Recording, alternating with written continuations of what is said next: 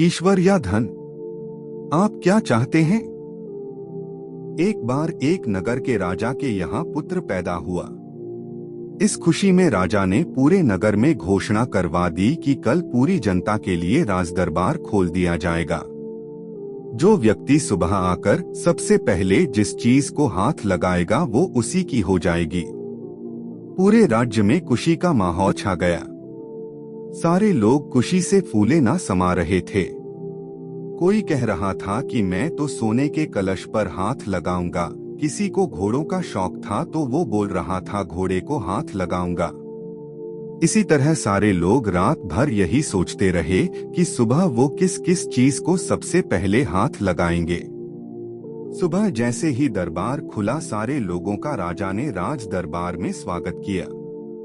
जैसे ही सबको अंदर आने का आमंत्रण दिया, सभी लोग राजमहल में रखी कीमती चीजों पर झपट पड़े। सबके मन में डर था कि कोई दूसरा पहले आके उनकी पसंदीदा चीजों को हाथ ना लगा दे। कुछ ही देर में दरबार का माहौल बड़ा अजीब हो गया। सारे लोग इधर उधर दौड़ रहे थे। राजा अपने सिंहासन पर बैठा ये सब देख रहा था और राजा को बड़ा ही आनंद आ रहा था। अचानक एक छोटा सा बच्चा भीड़ से निकलकर आया और राजा की ओर आने लगा। राजा उसे देखकर कुछ समझ नहीं पाया और इतने में वो बच्चा राजा के नजदीक आया और उसने राजा को हाथ लगा दिया। अब राजा उसका हो चुका था, तो इस तरह राजा की हर चीज उसकी हो गई। दोस्तों, इसी तरह जैसे राजा ने जनता को मौका दिया, वैसे ही हमारा ईश्वर हमें रोजाना मौका देता है कुछ पाने का। लेकिन हम नादान हैं और ईश्वर की बनाई हुई चीजों को पाने में अपनी पूरी शक्ति लगा देते हैं। किसी को गाड़ी चाहिए तो किसी को बंगला, किसी को पैसा तो किसी को शान शौकत। रोज भगवान से प्रार्थना में भी भगवान की ही चीजें मांगते हैं। जो लोग सत्य को जान लेते हैं वो भगवान की चीजें नहीं बल्कि भगवान को ही प्राप्त करने की कोशिश करते हैं। भगवान को पा लिया तो उस मालिक की हर चीज आपकी ही हो जाएगी।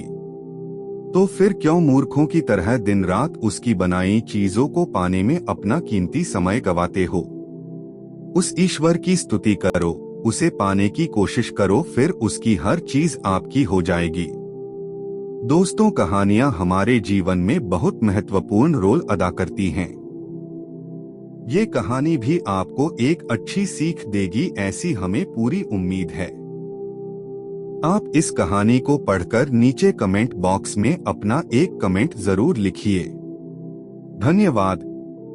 अब सिर्फ आप ही उस घर में मेरे साथ रहेंगी और कोई नहीं। विमल ने आग्नेय दृष्टि से अपनी पत्नी और बच्चों को देखा।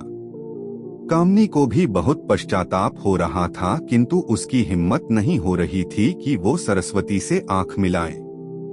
सरस्वती ने कामनी की मन स्थिति को समझकर उसको पुचकारते हुए अपने पास बुलाया और विमल को डांटते हुए कहा, खबरदार, जो मेरी बहू को मुझसे अलग करने की कोशिश की तो तुझे ही घर से बाहर निकाल दूंगी। कामनी और बच्चों ने सरस्वती के पैर पड़ते हुए अपने व्यवहार पर माफी मांगी और मां के हृदय ने सबको माफ कर दिया। दरबार खोल दिया जाएगा। जो व्यक्ति सुबह आकर सबसे पहले जिस चीज को हाथ लगाएगा वो उसी की हो जाएगी। पूरे राज्य में खुशी का माहौल छा गया। सारे लोग खुशी से फूले ना समा रहे थे। कोई कह रहा था कि मैं तो सोने के कलश पर हाथ लगाऊंगा, किसी को घोड़ों का शौक था तो वो बोल रहा था घोड़े को हाथ लगाऊंगा। इसी तरह सारे लोग रात भर यही सोचते रहे कि सुबह वो किस किस चीज को सबसे पहले हाथ लगाएंगे। सुबह जैसे ही दरबार खुला, सारे लोगों का राजा ने राज दरबार में स्वागत किया। जैसे ही सबको अंदर आने का आमंत्रण दिया, सभी लोग राजमहल में रखी कीमती चीजों पर झपट पड़े। सबके मन में डर था कि कोई दूसरा पहले आके उनकी पसंदीदा चीजों को हाथ ना लगा दे। कुछ ही देर में दरबार का माहौल बड़ा अजीब हो गया। सारे लोग इधर उधर दौड़ रहे थे। राजा अपने सिंहासन पर बैठा ये सब देख रहा था और राजा को बड़ा ही आनंद आ रहा था। अचानक एक छोटा सा बच्चा भीड़ से निकलकर आया और राजा की ओर आने लगा। राजा उसे देखकर कुछ समझ नहीं पाया और इतने में वो बच्चा राजा के नजदीक आया और उसने राजा को हाथ लगा दिया। अब राजा उसका हो चुका था, तो इस तरह राजा की हर चीज उसकी हो गई।